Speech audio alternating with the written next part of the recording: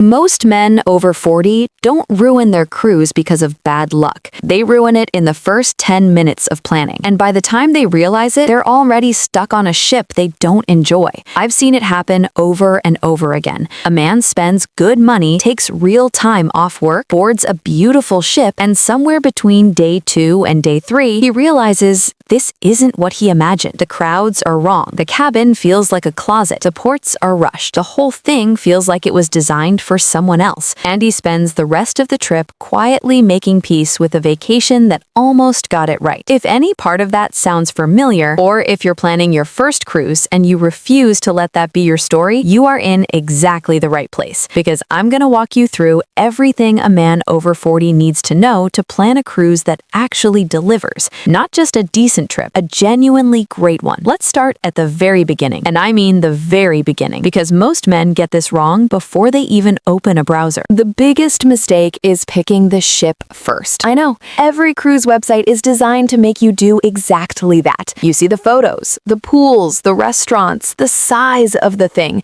and it looks incredible. But here is the truth that the cruise industry does not advertise. The ship is just the hotel. It gets you there. It is not the experience. What actually defines your experience, what you will remember 5 years from now, is where it takes you and who's on it with you. So before you look at a single ship, ask yourself one honest question. What do I actually want to feel on this trip?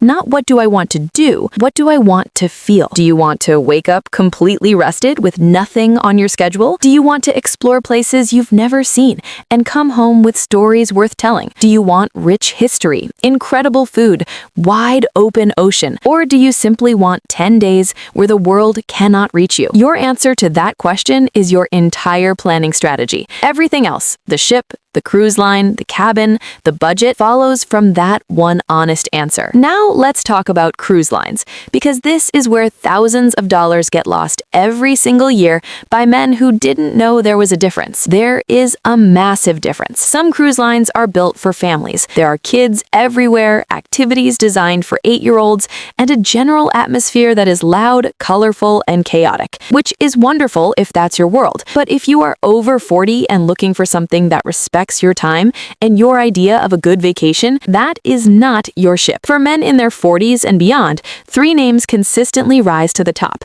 Celebrity Cruises delivers a sophisticated experience without being stuffy. The ships are beautiful, the food is genuinely good, and the crowd skews older and calmer. Holland America is classic, refined, and quiet. If you want elegant evenings and peaceful sea days without any of the noise, Holland America is built for you. And then there is Viking Ocean Cruises. And I want you to pay attention here because Viking is in a category entirely its own. No casinos, no children under 18, no production shows designed to fill seats. What Viking offers instead is this: stunning itineraries to places most cruise lines don't reach, exceptional service, and a ship full of adults who actually want to be present for the experience. If your budget allows it, Viking should be at the top of your list. Not because it's the most expensive option, but because it is the most intentional one. Now, the cabin. This is the conversation most people skip, and it costs them the entire trip. Your cabin is not just a place to sleep. For a man over 40,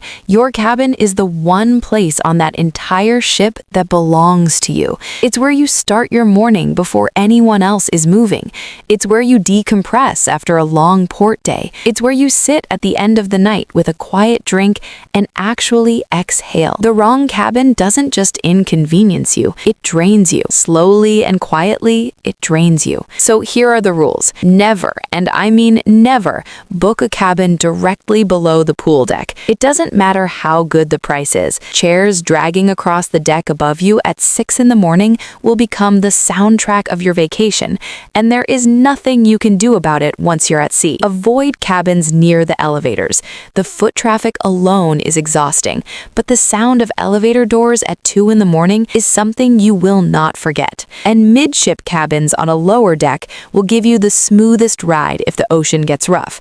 And at some point, the ocean always gets rough. If your budget gives you any room at all, book a balcony. Not because it's a luxury upgrade, although it absolutely is, but because a balcony transforms the entire experience. You have your own private piece of the ocean. You can sit outside at midnight and hear nothing but water. You can have coffee at sunrise with an uninterrupted view that no resort in the world can replicate. A balcony doesn't just add to the trip, it changes what the trip feels like. Let's talk money, specifically the part of cruise finances that nobody explains until it's too late. The price you pay to book the cruise is not what the cruise actually costs. Cruise lines make a significant portion of their revenue after you board, and they are very good at separating you from your money in ways that feel completely natural while you're on vacation. Drinks, specialty restaurants, spa treatments, Wi-Fi, shore excursions, it adds up faster than you expect, and the vacation mindset makes it easy to stop caring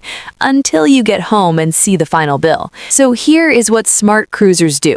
Before you ever step on the ship, you set your onboard budget. You write it down, you decide what matters to you and what doesn't. If you plan to drink wine with dinner, a cocktail in the afternoon, coffee in the morning, run the math on a drink package before you sail. For most people who drink regularly, the package saves money. For light drinkers, it doesn't. Know which one you are before you board. For shore excursions, the ship's offerings are safe and convenient, but they come at a premium. Independent booking, going directly through a local operator at the port, almost always gives you a smaller group, a better guide, and a more personal experience for less money. The one exception is when the port itself carries safety concerns. In that case, stick with the ship. The peace of mind is worth every extra dollar. Packing. I'll keep this short because it doesn't need to be complicated. One formal outfit. Most ships still have at least one formal night, and a man who dresses well on a cruise ship carries himself differently for the rest of the trip. Comfortable shoes built for real walking, not just looking good. Layers for the evenings, because ship air conditioning is always colder than you think it will be, and a simple shoulder bag for port days. Leave the oversized backpack at home. You will thank yourself the moment you step onto a cobblestone street